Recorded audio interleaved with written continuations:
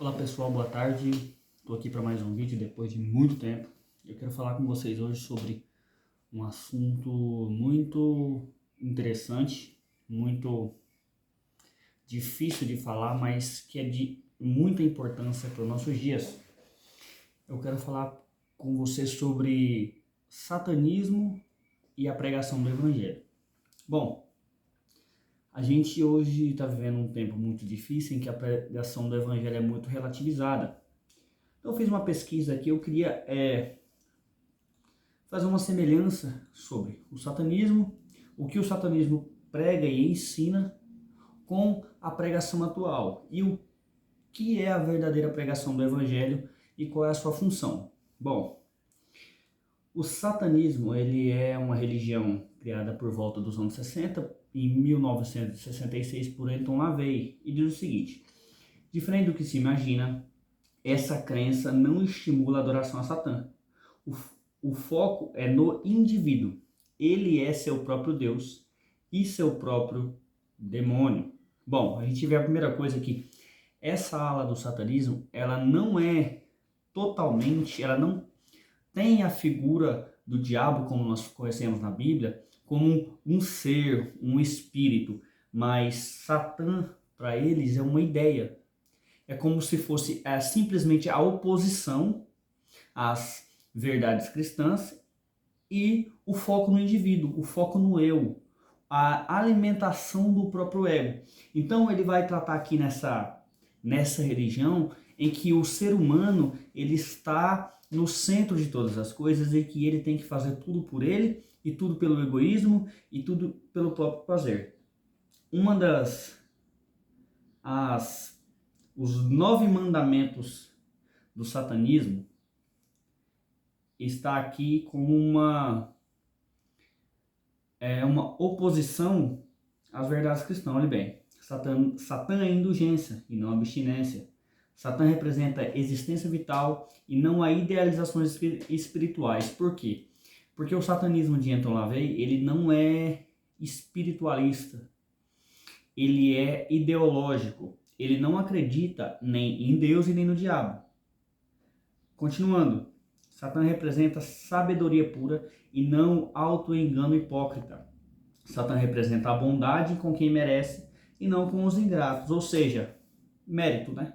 Você vai ser bom com quem é bom, você vai ser mal com quem é mal, diferente do Evangelho, que Jesus ensina que nós temos que ser bom com os maus, pagar o mal com o bem, dar a outra face. Continuando, Satã representa vingança em vez de oferecer outra face, olha, mandamento 5. Satã representa responsabilidade para os responsáveis, em vez de preocupação com os vampiros psíquicos. São pessoas que nos tiram a paciência.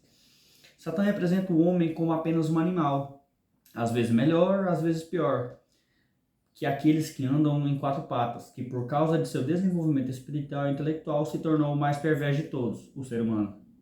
Satã representa todos os chamados pecados, já que todos eles levam recompensas mentais, emocionais ou físicas.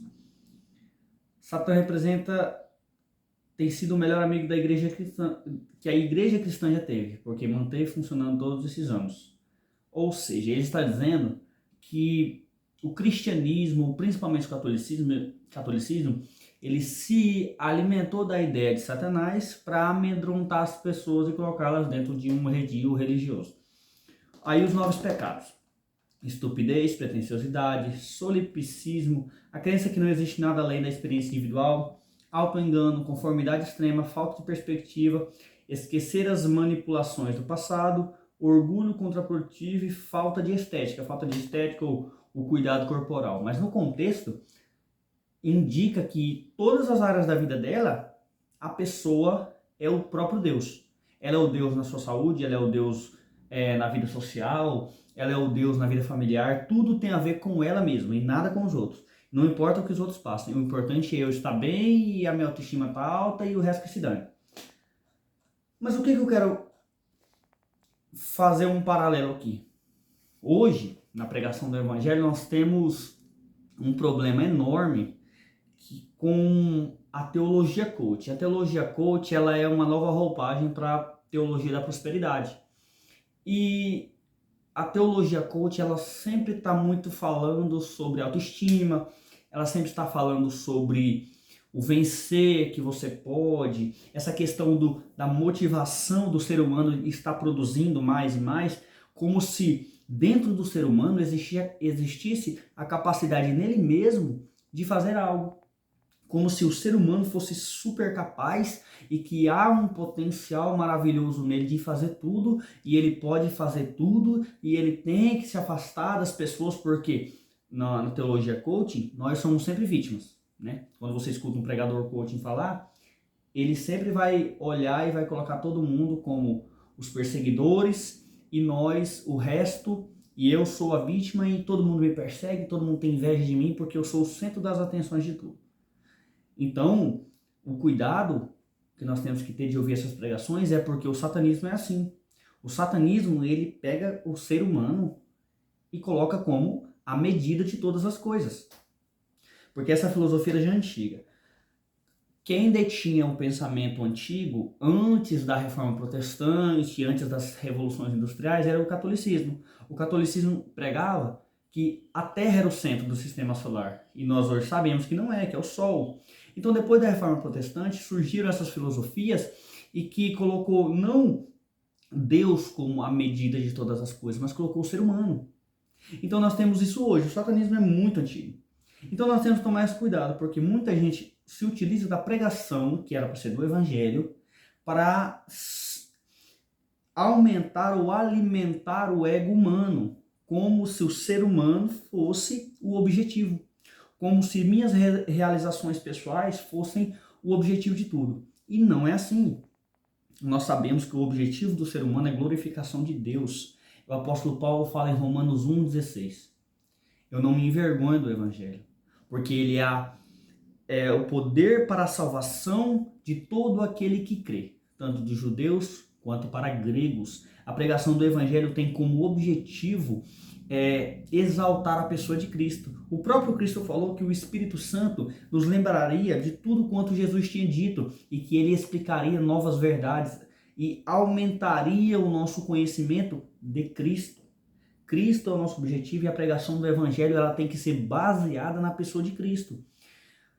Se no satanismo eu tenho o ser humano tendo o seu prazer, o ser humano sendo alimentado, o ser humano sendo colocado no centro e que o meu prazer, o meu sucesso está acima, independente do que os outros vão falar e pensar, o verdadeiro evangelho diz: negue-se a si mesmo, tome a sua cruz e siga-me.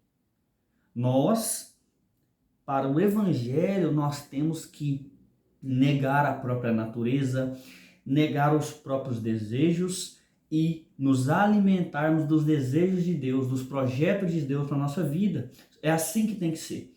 O Senhor Jesus nos convida a negar a si mesmo. Ele nos convida a abnegar tudo que nós desejamos e colocar nas mãos dele os planos